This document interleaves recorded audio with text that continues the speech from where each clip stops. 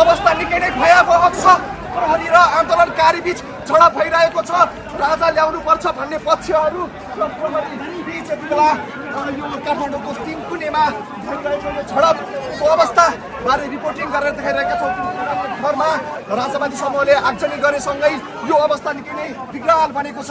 तपाईँ देख्न सक्नुहुन्छ आन्दोलनकारीहरू पनि घाइते भइरहेका छन्, प्रहरी पनि घाइते भइरहेको छ। आन्दोलनकारीले लाठी चार्ज गरिरहेको पनि प्रदर्शनकारीहरू मान्न तयार छैनन्। दाइ पानी पानी पानी पानी छिटो जेमा भए पनि हुन्छ क्या। पिरो भयो, छिटो छिटो। ए यो त डेन्जर हुने रहेछ यार। हल्छु ग्यास त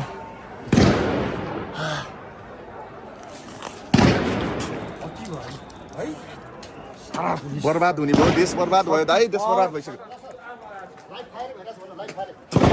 लाइभ फायरिङ भइरहेछ है अहिले त। ओ माई गड, फायरिङ फायरिङ भइरहेछ है। हेट तेरी आगलागीको दृश्यलाई पनि म तपाईँलाई देखाउँछु। यहाँ हेर्नुहोस्, यहाँनिर अहिले यसरी तिनकुनेको एक घरमा आन्दोलनकारीहरूले आगो लगाएका छन्। आन्दोलनकारीहरूको दाबी छ कि त्यस घरबाट असुल ग्यासहरू फालेको कारणले गर्दा यसरी घर जलाउनु परेको भन्ने किसिमको दाबी आन्दोलनकारीले गरेको अघि सुन्न सकिन्थ्यो। र यहाँ चारैतिरबाट ढुङ्गा बर्सिरहेको छ। जति बेला पनि हामीलाई लाग्न सक्छ, जे पनि हुन सक्छ। निकै नै ठुलो घटना घट्न सक्ने सङ्केत यहाँ देख्न सकिन्छ। सरकार पक्ष संयम हुन जरुरी छ, संयम हुन जरुरी छ। यहाँनिर सरकार पक्ष संयम भएन भने यहाँ जे पनि हुन सक्छ। आन्दोलनकारीहरूले तपाईँ देख्नुहुन्छ दमकल माथि पनि ढुङ्गामुढा गरिसक्यो। उहाँ पारी दमकल गइरहेको थियो। यो घरमा आगो लागिरहेको छ। घरमा लागेको आगो निभाउनका लागि आएको दमकललाई पनि यति बेला आन्दोलनकारीले ढुङ्गा हानेर भगाइदिइसकेका छन्। यहाँनिर ओ माई गड रगत आयो। ओ माई गड बिचारा यार। ओ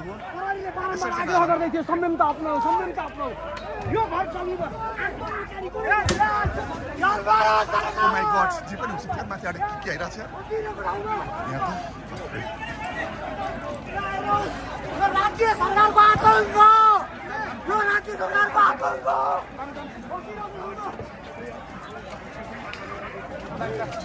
के भयो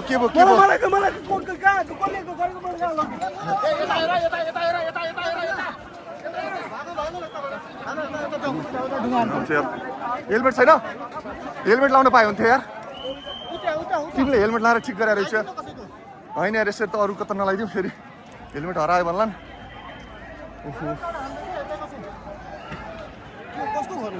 खै कसको हो यार, ध्वस्तै पारिदिइसकेछन् यार।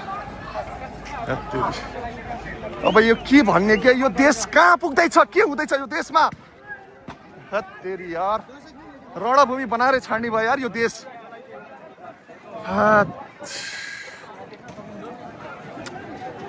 यो वातावरण, यो अवस्था, यो देशको यो अवस्था सिर्जना गर्ने यी राजनीतिक दलका नेताहरू, यी टाउकेहरू, यिनलाई यो मार्नुपर्ने खास त।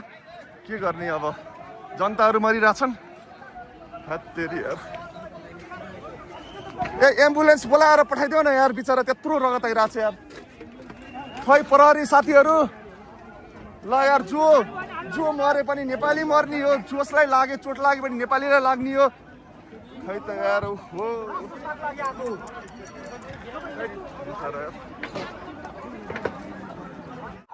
दर्शकले अहिले यहाँ निकै नै तिनकुनेमा यति बेला हामी छौँ। रणभूमि बनेको छ यति बेला तिनकुनेको माहौल तपाईँ यहाँ देख्न सक्नुहुन्छ। यहाँ भर्खरै एकजना घाइते भइसक्नु भएको छ। भागाभागको अवस्था सिर्जना भइसकेको छ यहाँ। भागाभाग ए भाग ए खस तेरी अस्त्र ग्यास फालेछ यार।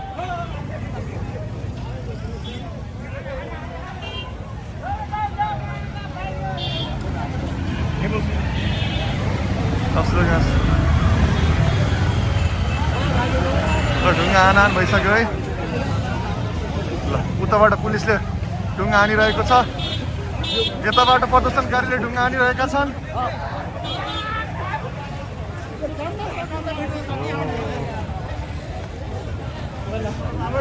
पुलिसले ढुङ्गा हाल्छ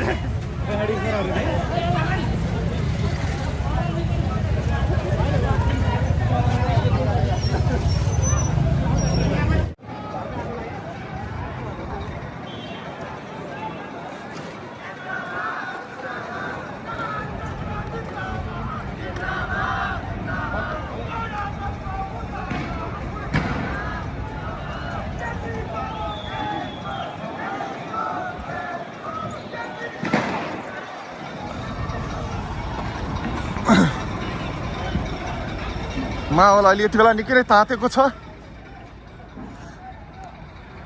ओहो आन्दोलनकारीहरूले घरमै आगजनी गरिसकेका छन् यहाँनिर तपाईँ देख्न सक्नुहुन्छ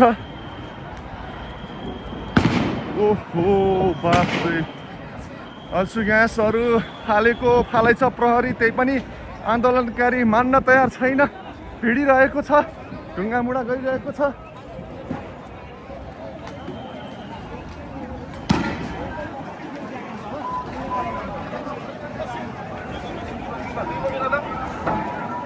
यताबाट प्रहरीले ढुङ्गा हानिरहेको छ उताबाट आन्दोलनकारीहरूले ढुङ्गा हानिरहेका छन् माहौल निकै तातेको छ घरमै आन्दोलनकारीहरूले आगजनी गरिसकेका छन् एकदमै ठुलो माहौल देख्न सकिन्छ एम्बुलेन्स यहाँनिर गइरहेको छ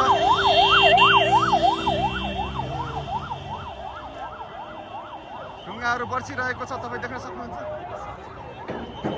ठुलो ढुङ्गाहरू बर्सिरहेको छ अल्सुर ग्यासहरू प्रहरीले फालेको फालै छ प्रदर्शनकारीहरू मान्न तयार छैनन् टिपेर यतै फालिदिए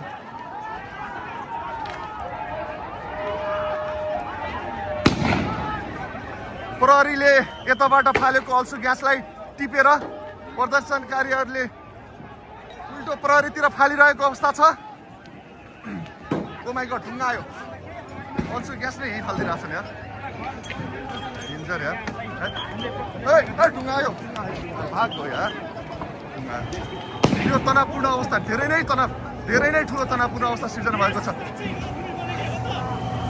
यति बेला काठमाडौँ रणभूमि बनिसकेको छ दर्शक बहन काठमाडौँ रणभूमि बनिसकेको छ प्रहरीले अल्सुर ग्यास यताबाट फालिरहेको अल्सुर ग्यास पनि आन्दोलनकारीले टिपेर प्रहरीतिर फालिरहेको अवस्था छ आन्दोलन निकै नै ठुलो रणभूमिमा परिणत हुने सङ्केत यहाँ देख्न सकिन्छ प्रहरी पनि आफ्नो ज्यान जोगाउनका लागि प्रहरीलाई समेत हम्मे भइरहेको अवस्था छ आन्दोलनकारी मान्न तयार छैन प्रहरी अगाडि बढिसक्यो आन्दोलनकारीतर्फ अगाडि बढिसक्यो प्रहरी अब यहाँ जे पनि हुन सक्छ भर्खरै आन्दोलनकारीले तिनकुनेको एक घरमा आगजनी गरिसकेको छ राजाको माग गर्दै राजा ल्याउनुपर्छ भन्दै यसरी निरन्तर रूपमा राजावादीहरू आन्दोलनमा घुमिएका छन् काठमाडौँ रणभूमिमा परिणत भइसकेको छ तिनकुने मात्र होइन विभिन्न ठाउँहरूमा अहिले यस्तै किसिमको अवस्था देख्न सकिन्छ तिनकुनेमा भने निकै नै ठुलो यहाँनिर झडपको अवस्था नै भइसकेको छ र फेरि पनि त्यस्तो किसिमका सङ्केतहरू यहाँ देख्न सकिन्छन् ढुङ्गाहरू चारैतिरबाट आइरहेको छन् हामीलाई रिपोर्टिङ गर्न पनि यहाँनिर हम्मे गाह्रो अवस्था सिर्जना भइरहेको छ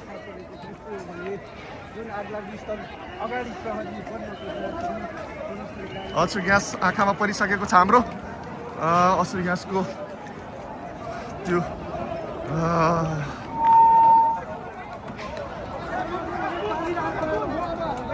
प्रहरी अगाडि बढ्न खोजिरहेको छ तर डराइरहेको छ प्रहरी पनि अगाडि बढ्न सकिरहेको अवस्था छैन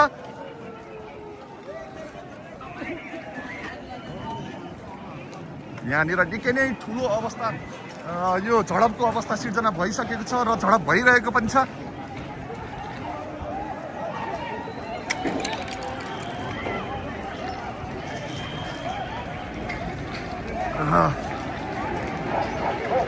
अवस्था तनावग्रस्त भइसकेको छ दर्शकवृन्द